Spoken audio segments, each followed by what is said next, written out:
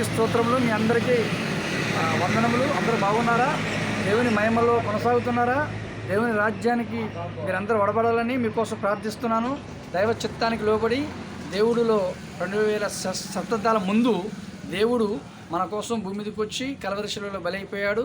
ఆ బలైపోయిన రక్తంతో ప్రతివారు శుద్ధీకరించబడాలని, మీ అందరూ కూడా క్రీస్తు రక్తంలో కడగబడాలని, ఆత్మీయంగా వెదగాలని, దేవుని చిత్తానికి లోబడాలని, దేవుని జ్ఞాన హృదయానికి ఆశించాలని, మీ ప్రేమగా మీ యొక్క అన్నగా, మీ యొక్క తమ్ముడిగా నేను ప్రార్థిస్తున్నాను. మీరు ఎల్లప్పుడూ దేవుడి రాజ్యానికి ఉపయోగపడాలని క్రైస్తవ సోదరులకి, క్రైస్తవ సోదరురాళ్ళకి నేను ప్రార్థిస్తున్నాను. ఏంటంటే మీరందరూ కూడా దేవుని యొక్క మహిమార్థంగా వెదగడానికి, మీ ఎదిగే కొద్ది ఒదిగి ఉండడానికి మీకోసం ప్రార్థిస్తున్నాను. కాబట్టి మనందరం కలిసి కూడా దేవుని రాజ్యాన్ని భూమి మీద స్థిరపరచాలి, సైతాన్ని యొక్క సామ్రాజ్యాన్ని కూలగొట్టాలి, దేవుని రాజ్యాన్ని స్థిరపరిచే బాధ్యతని దయచేయాలి. కాబట్టి దేవుని బిడ్డలారా, సోదరులారా, ఏంటంటే దేవుడు మంచి దేవుడు అండి. పిలిస్తే పలికేవాడు, ఎంతో లేని వాడిని ఉన్నట్టుగా, ఉన్నవాడిని లేనట్టుగా మార్చే దేవుడు. కాబట్టి దైవ చిత్తానికి లోబడండి. దైవ జ్ఞానానికి అసాధ్యాన్ని స్వసహజంగా మార్చే దేవుడు. దుష్టుల ఆలోచన చొప్పున నడవక, పాపుల మార్గంలో నిలవక, అపవాసులు కూర్చున్న చోట కూర్చుండక, యెహోవా ధర్మశాస్త్రం దీవారాత్రులు ధ్యానించేవాడు ధనుడు అని కీర్తనకారుడు రాసి పెట్టాడు. కాబట్టి దేవుడు, నా దేవుడు ఎంత మంచి దేవుడు అండి. మంచి జ్ఞాన హృదయంగా వెదగాలని, జ్ఞాన శుద్ధీకరించబడాలని దేవుడి యొక్క ప్రేమతో, కృపతో మనలందరినీ కూడా కాశీ కాపాడుతున్నాడు. దైవ చిత్తానికి లోబడాలండి, దేవుని యొక్క మార్గంలో నడవాలండి, దేవుని యొక్క సన్నిధిలో స్థిరపడాలని, ప్రతివారు దేవుని కోసమే జీవించేవారిగా ఉండాలని, ప్రతివారు దేవునిలో ప్రార్థనలో ఉండాలండి. వాక్యంలో చదవడానికి తెల్లవారుదన 3 గంటలకు లేచి వాక్యం చదవాలి, తెల్లవారుదన 3 గంటలకు లేచి ప్రార్థన చేయాలి. దేవునితో సత్య సంబంధం ఉంచితేనే దేవుడి యొక్క రాజ్యానికి మనం ఉపయోగపడతాం. దేవుడి రాజ్యం అమూల్యమైనది. ఈ భూమి ఎంతలో ఉండి అంతలో మాయమైపోయే ఈ మట్టి లాంటి భూమిలో ఎప్పుడు శాశ్వతం కాదండి. ఇది ఎప్పుడు శాశ్వతమైంది, స్థిరత్వమైంది కాదు. ఇంటి ఉష్క మీద కట్టిన బునాది ఎప్పుడు నిలవదు. ఇది ఉష్కతో సమానం.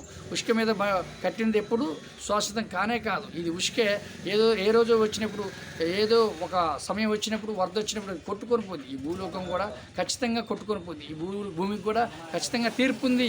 భూమి మీద తిరిగే ప్రతి మనిషికి తీర్పు ఉంది.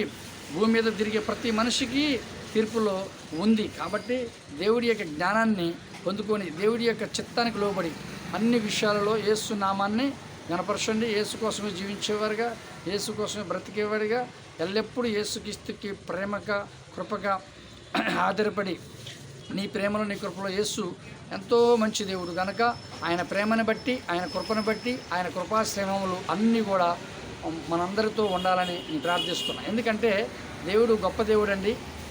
దేవుడు ఎంతోమందిని మంచి మనసిచ్చి జ్ఞానం ఇచ్చిన దేవుడు. ఎంతోమందిని జ్ఞానం లేని వారిని అజ్ఞానంలో ఉన్న పరిజ్ఞానంలో నడిపించి, పరిజ్ఞానమైన యొక్క ఆలోచనలో నడిపించి మంచిగా ఉండాలనే దేవుడు. మనిషి కొంచెం పాపం చేత దేవుడి ఉగ్రతకి గురైపోతున్నాడు. మనిషి ప్రతి శోధన దేవుడి ఉగ్రతకి గురైపోతున్నాడు. మనిషి నాలికే మాట్లాడే మాట తీరిని దేవుడి రాజ్యాన్ని దూరం చేసుకుంటున్నాడు. మనిషి చేసే ప్రతి పాపం పతనానికి స్టార్ట్ అయింది. మనిషి చేసే ప్రతి క్రియట్టు అది పతనం అయిపోవడానికి అది సాధ్యమైపోయింది. కాబట్టి దేవుడికి లోబడి జీవిస్తే, దేవుడి మాటకి మంచిగా జీవిస్తే, దేవుడి మాటకి మంచి మారు మనసు హృదయం కలిగి, దేవుడికి ఒదిగే కొద్దిగా వెదిగుండడానికి జ్ఞానం కలిగిన హృదయం ఉన్నప్పుడే ఆ రోజు చిన్ననాటి సమూయేలుని దేవుడు చిన్న వయసులోనే దేవుడు సమూయేలుని అన్ని విషయాల్లో సమూయేలుని గొప్పవాడిగా చేసింది.